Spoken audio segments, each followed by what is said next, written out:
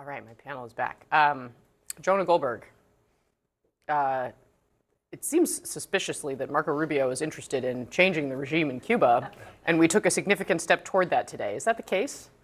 Oh, this is like the most obvious reveal that we've had. I mean, like, the Iran thing was a little bit of a surprise, you know, at least at the margins. They've been signaling that they want to do this for a very long time.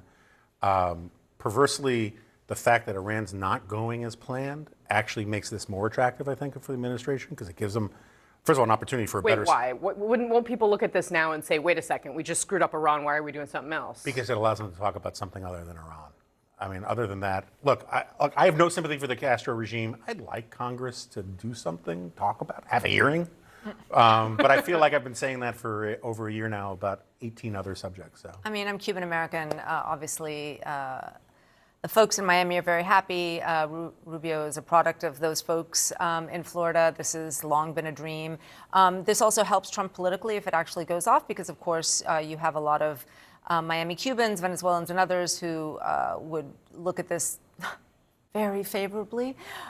But, you know, Raul Castro, I'm no fan, is 94 years old. The idea that you're going to be taking this, you know, 94-year-old and dragging him to America is pretty unlikely. This, to me, seems very patently like a PR push, where they're basically holding this over their head. They've been squeezing the island for some time now with shortages of fuel, et cetera, et cetera. So, you know, it's a waiting game to see who cries uncle first, but I do not see in our future either an invasion or an operation to take Raul Castro and make him stand trial in the United States. I expect by this time next year we'll be talking about Trump's post on Truth Social of making Cuba a 51st state.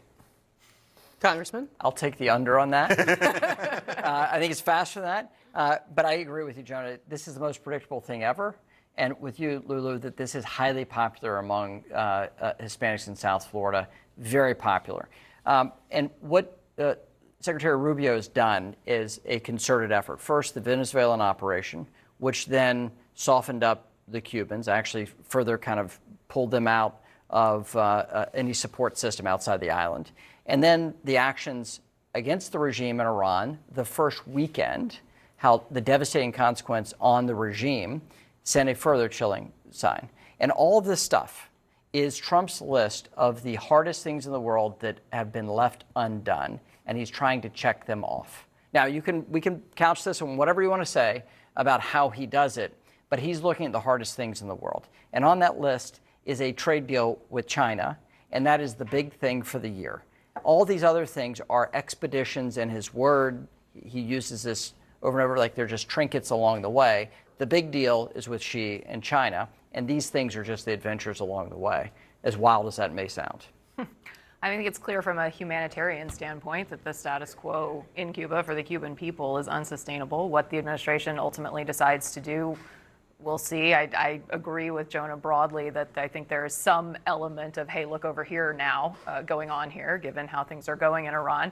But certainly don't question that this would have enormous popularity in South Florida. And, you know, were they able to make some sort of substantial change, that it would probably be something that Marco Rubio, interested in running for president in 2028, but what happens would be day very, two? Well, exactly. What happens day 2, day 3, day 4? Like, sure, let's say the fantasy, you know, happens, but Right. yeah, who takes over the island? You break it, you buy it phenomenon? Yes. Yeah, for sure. 90 miles. Marco Rubio in a Fidel uniform memes have already started. Well, within a year's time, President Trump will step foot on the island of Cuba. Okay, there we That's go. my prediction. We're gonna somebody write that down. Okay, we're gonna follow up with Here, I'm making with the speaker pro tem. I'm making All right, we'll be right back.